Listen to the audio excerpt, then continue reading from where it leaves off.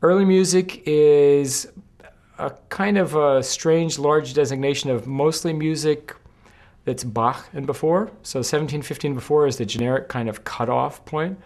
But it's more than that because a lot of people play Bach who aren't involved in early music.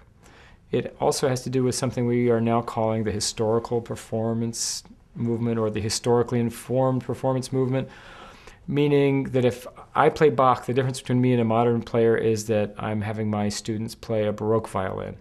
And the Baroque violin is different, and it has a slightly shorter fingerboard. It has a different bow, which actually, on the modern violins, you don't notice the difference of a down bow and an up bow. It actually sounds different on a Baroque violin. It creates different effects. So our premise is that the closer you get to actually understanding how music was performed and how people thought about performing, and also how they improvised, how they thought about composing at a certain time, the more you'll get at the heart of why something's written. So I actually direct the Baroque Orchestra here, and so we're doing 17th and 18th century music on Baroque violins and lutes and Baroque guitars and older wind instruments, Baroque oboes.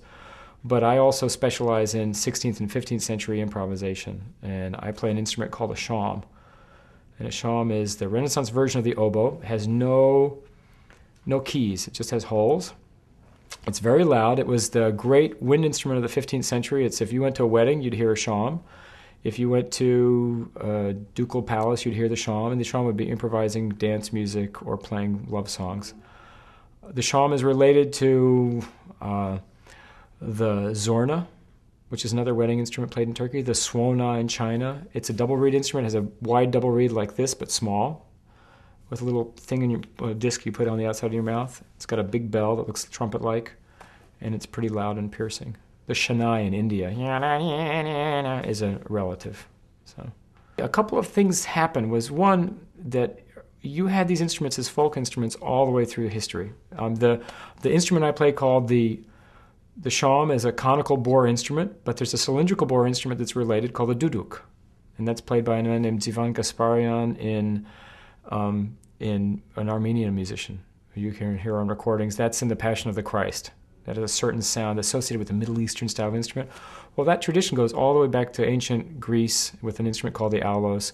If you look at the Khalil in the Bible, when it says these are the psalms to the flute, Psalms of David for the flute players, that word is Khalil, and that's actually that instrument. So that's an instrument that people have played for since whenever somebody had a piece of reed on the side of the water.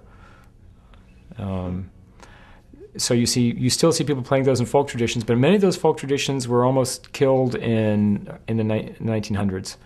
World War I.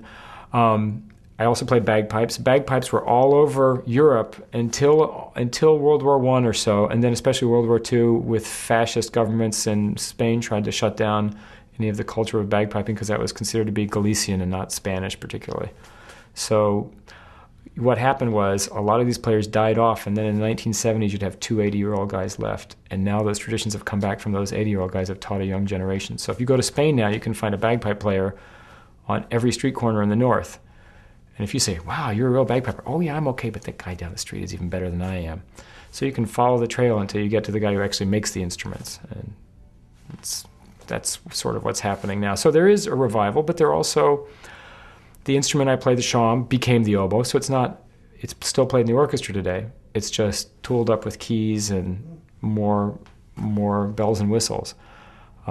My version of the instrument is about so long. I should have brought it in here. It's about this long. It's very loud. You wouldn't want to hear it this close. And the original folk version is about this long, and it went over on Columbus's ship to Central America, so you actually see it in Colombia and Guatemala as a folk instrument as well.